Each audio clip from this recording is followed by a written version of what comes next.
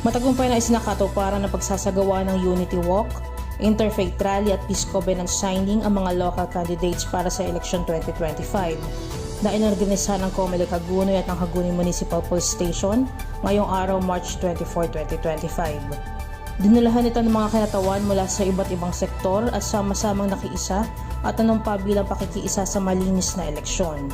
Samantala, pinaalalahanan naman ng Municipal Election Officer ang mga kandidato at kanilang mga pamilya, gayon din ang kanilang mga taga-suporta sa pagtalima sa batas na pinaiiral patungkol sa eleksyon.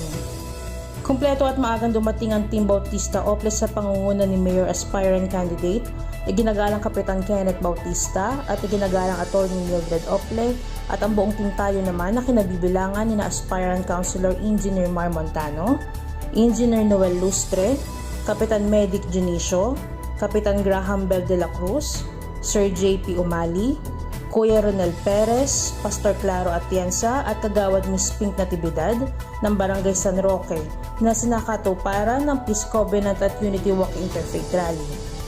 Nandoon din ang team na iginagalang Amboy Manlapas at iginagalang Cap Jane de la Cruz kasama ang kanilang mga kapartido.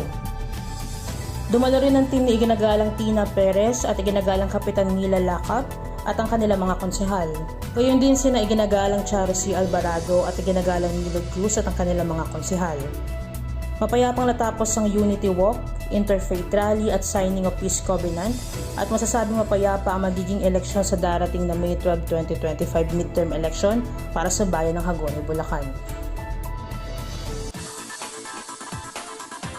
Ako si Lady Girl Raiko para sa Newsreel TV, your daily dose of reliable news at your fingertips.